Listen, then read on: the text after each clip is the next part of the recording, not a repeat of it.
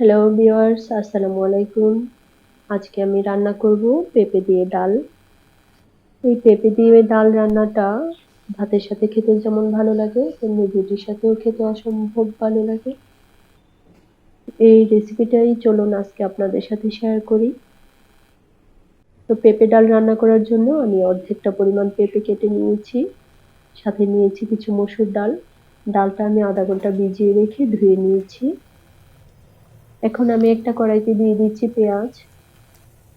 পেঁয়াজটা যখন নরম হয়ে আসবে তখন এখানে আমি দিয়ে দিব আধা টেবিল চামচ আদা বাটা, আধা টেবিল চামচ রসুন বাটা, আদা রসুন বাটা এবং দিয়ে দিচ্ছি পরিমাণ মতো লবণ, হলুদের গুঁড়া, মরিচের গুঁড়া, ধনিয়ার গুঁড়া এবং জিরার গুঁড়া। তো সব মশলা দেওয়া হয়ে গেলে আমি দিয়ে দিব অল্প পরিমাণ পানি।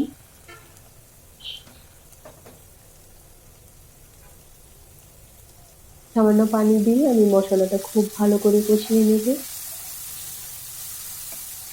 এই পানিটা দিয়ে মশলাটা খুব ভালো করে কষালে তরকারিটা খেতে দারুণ লাগে। তো মশলাটা যখন খুব ভালো করে কষানো হয়ে যাবে তখন আমি এখানে দিয়ে দিব পেঁপে।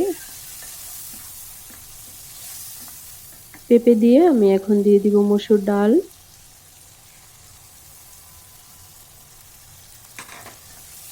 মসুর ডাল এবং পেঁপে দিয়ে আমি খুব ভালো করে কষাবো। যখন একদম পানিটা শুকিয়ে আসবে তখন আমি এখানে দিয়ে দেব পরিমাণ মতো পানি। তো এই পানিটা কম বেশি হলেও সমস্যা নেই।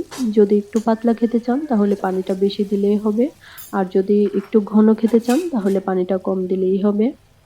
তো আমি এখানে পরিমাণ মতো পানি দিয়ে দিচ্ছি। যেহেতু ডালটা আমি আগে থেকে ভিজিয়ে রেখেছিলাম তাই সিদ্ধ হতে সময় লাগবে না, খুব তাড়াতাড়ি সিদ্ধ হয়ে যাবে। তো ডালটা যখন সিদ্ধ হয়ে গেছে এখন আমি আরেকটা কড়াই নিয়ে নিলাম এবং নিয়ে নিচ্ছি তেল। দিয়ে দিলাম দুটো শুকনা মরিচ এবং কিছু রসুন কুচি দিয়ে আমি কিছুক্ষণ ভাজবো। যখন রসুনটা বাদামি হয়ে আসবে তখন আমি ডালে ফোড়ন দিয়ে দিব।